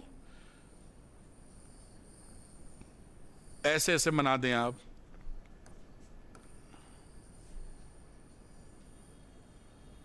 थोड़ी सिमेट्री लेते हुए, ये इंटेंसिटी है, ये इंटरफ्रेंस की कहानी है,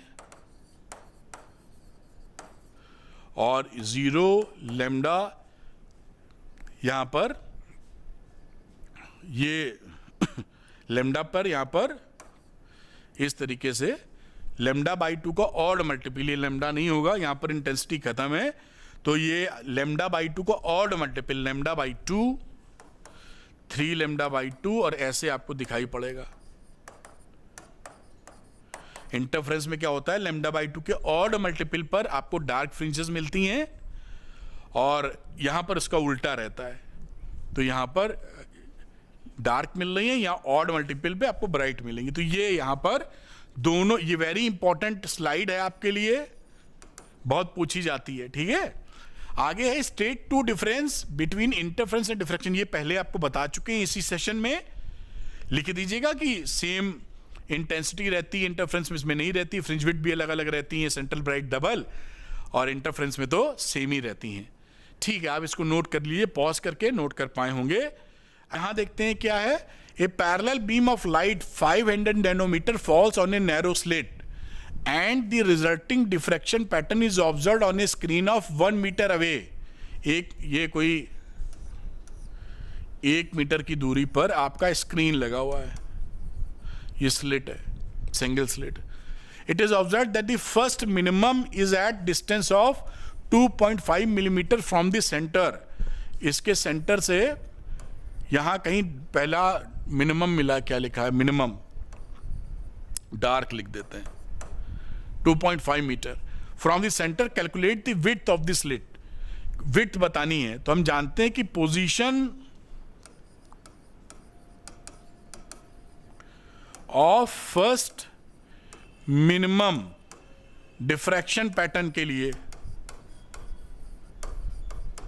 वैल्यू लिख सकते हो, y is equal to D lambda upon A. तो स्लिट विड्थ क्या हो गई, a is equal to D lambda upon y। तो 1 मीटर अवे था, ये d की वैल्यू थी जो कि 1 मीटर है, और लैम्डा कितना है, 500 नैनोमीटर, y कितना है, 2.5 मिलीमीटर, इसकी वैल्यू हो जाएगी 2 × 10⁻⁻⁴ मीटर। ये आपका आंसर आ गया। यहां पर डिफ्रैक्शन के लिए तैयारी रखिए। हट जाता हूं, अगला सवाल करेंगे हम लोग। 1 mark question, the shape of the interference fringes in Young's double slit experiment when d distance between slit and screen is very large as compared to the fringe width is, इसका आंसर है straight line. तो आपको अगर capital D काफी बड़ा कर देंगे तो फ्रिंज विड्थ कैसी मिल जाए, फ्रिंजेस का विड्थ हमारी कैसी मिलती है, स्ट्रेट लाइन। ये भी आप दिमाग में रखें। 2 waves from the 2 coherent sources, ये S और ये S1 super impose eight X। अच्छा, ये ऐसे सुपर इंपोज हो गई, shown in the figure. If X is a point on the second maxima, ये देखिए सेकंड मिनिमा, सॉरी मिनिमा का है, 2 सोर्स है तो इंटरफ्रेंस हो गया समझो। एंड Sx और S' is Sx minus S' is 4.5 centimetre. 4.5 centimetre, ये अगर आपका Sx का मतलब है ये Sx है और ये S' है, पाथ डिफरेंस दिया हुआ है। तो Sx मैं थोड़ा नीचे करके लिखूं, Sx माइनस S' जो कि आपका पाथ डिफरेंस है, इसकी वैल्यू उन्होंने दे रखी है 4.5 centimetre. Calculate the wavelength of the wave, lambda हमको निकालनी है। अच्छा, सेकंड मिनिमा मिला है, तो इंटरफ्रेंस पैटर्न के लिए हमारा क्या होता है, फॉर्मूला मिनिमा के लिए पाथ डिफरेंस होता है 2n-1 इंटू लैम्डा बाई 2, जहां पर n की वैल्यू 1 से शुरू करते हैं। अगर सेकंड मिनिमा मिला तो पुट कर दीजिए 2, तो डेल्टा x बराबर हो जाएगा 3 लैम्डा बाई 2, और यहां पर ये वैल्यू डेल्टा x दे रखी है 4.5 सेंटीमीटर। तो लैम्डा कितना हो गया, 4.5 × 2 अपॉन 3, 9/3 मतलब 3 सेंटीमीटर। ये आपका आंसर आ गया। ये अच्छा सवाल था, छोटा सवाल था लेकिन मजेदार था। इसको इस तरह कर लीजिए, बहुत आसानी से हो जाएगा। अगला क्वेश्चन करते हैं हम लोग।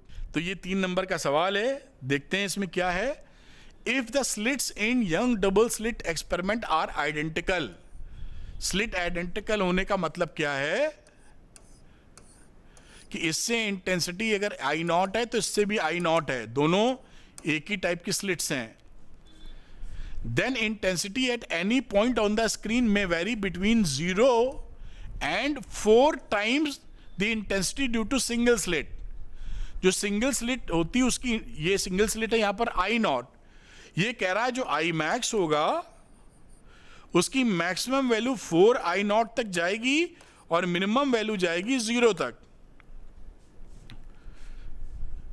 4 times to the intensity due to single slit। क्या लिखा हुआ भाई, फिर से पढ़ लेते हैं। देन इंटेंसिटी, ये I max नहीं है, ये I है केवल। इसकी इंटेंसिटी मैक्सिमम 4 I0 और मिनिमम 0 तक जाएगी। ठीक है, justify the above statement through a relevant mathematical expression. अभी आपको शो करते हैं, चलिए यही निपट लेते हैं। तो इसमें देखिए क्या है, हमारे किसी भी पॉइंट पर जब इंटेंसिटी आप पकड़ते हो P पर, तो हम इंटेंसिटी का जनरल फॉर्मूला क्या होता है अभी आपको समझा चुके हैं पीछे हम। I1 I2 plus 2 under root I1 I2 cos phi। दोनों आइडेंटिकल है, मान लो I0 के बराबर है जो यहां लिखा हुआ है। तो ये I की वैल्यू क्या हो गई, I0 plus I0 plus 2 I0 into cos phi। आगे चलते हैं, ये I0 2 I0 का स्क्वायर हटा के आ जाएगा 2 I0 और ये रहा cos phi। थोड़ा सा इसको ऊपर करते हैं, पूरी चीज समझाएंगे। I लिखा, 2 I0 आप कॉमन ले लो तो आ गया 1 प्लस cos phi। यहां पर हम लोग 2 I0 लेते हैं, 1 plus 2 cos square 5/2 minus 1, cos 2 theta का फॉर्मूला लगाया है। अब यहां +1 और -1 कट गया, ये वैल्यू आ गई 4 I0 cos स्क्वायर 5/2।